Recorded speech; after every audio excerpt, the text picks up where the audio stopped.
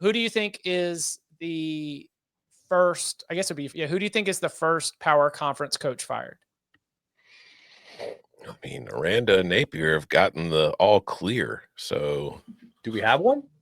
That's what I'm wondering. We have to. There always is. But with like the house stuff that's coming down the line, I think schools might be a little hesitant to just pay a buyout right now until they know for sure what the actual equation is going to look like. Ryan Walters. It's a good nomination. I'm on the record. Their AD is expected to retire this summer. His deal is ending in July. I don't see him wanting to do a coaching search in his last 6 months of his career. Mike Loxley.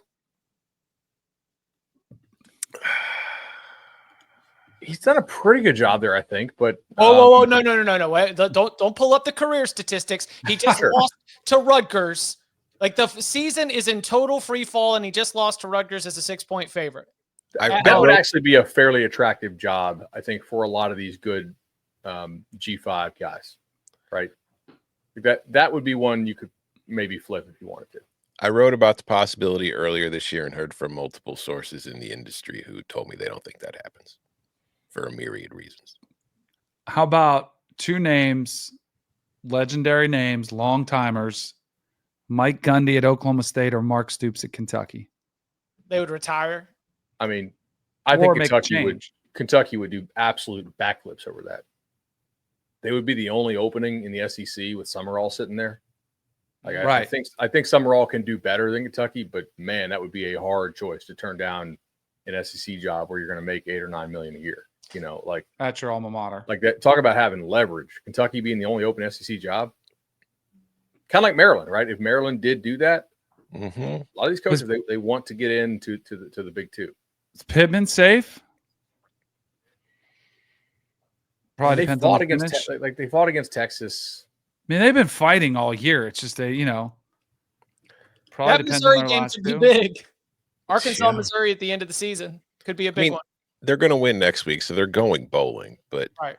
I mean, it depends what your what are your expectations? Somebody else asked Mac Brown. I mean, that feels like he retires maybe if it's still in play. Yeah, I'm trying to think of who gets fired. I think Mac would retire. Yeah, I mean, they got a chance to win this. They're favored at Boston College. Yeah, I mean, they got a chance to finish 8-4. Yeah, you got that thing turned around, man, and deserve credit. Yeah. All right, Neil Brown. His whole thing about having fun. Do you got somebody lined up for it? I mean, am I missing somebody like who's an obvious candidate? Yeah, he's on Sirius XM. He talks real fast. Oh, yeah. He's got a national championship ring. He can go right back. He can tell you about all the hills in West Virginia. Yeah.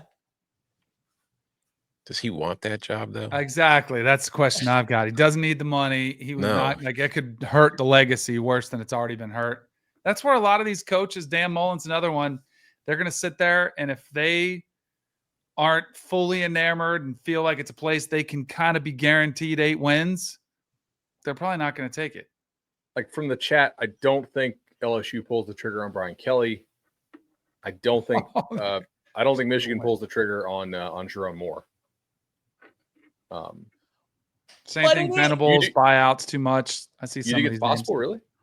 No, I just said I think that there are the 2 conversations among college football fans. There is the I acknowledge your feelings, but here's the reality, right? Mm-hmm. And I think that the I acknowledge your feelings is every LSU fan wanting to ship Brian Kelly's ass right out of town here on this Monday morning. I acknowledge your feelings, but here is the reality. Too much has been invested in this operation to just blow it all up and try to start over again. Not only is it like expensive, but you've gone too far in on this hand to all of a sudden let go right now. Question for you. If you are Baylor and you're a Baylor fan or a Baylor booster, if you lose Sawyer and you lose Spavital this offseason, are you still happy about keeping Aranda?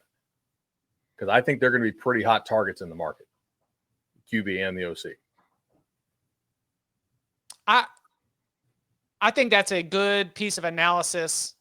I don't know. I'm not friends with any Baylor boosters, but I don't know if all those dots get connected in the same way. Do you? Okay.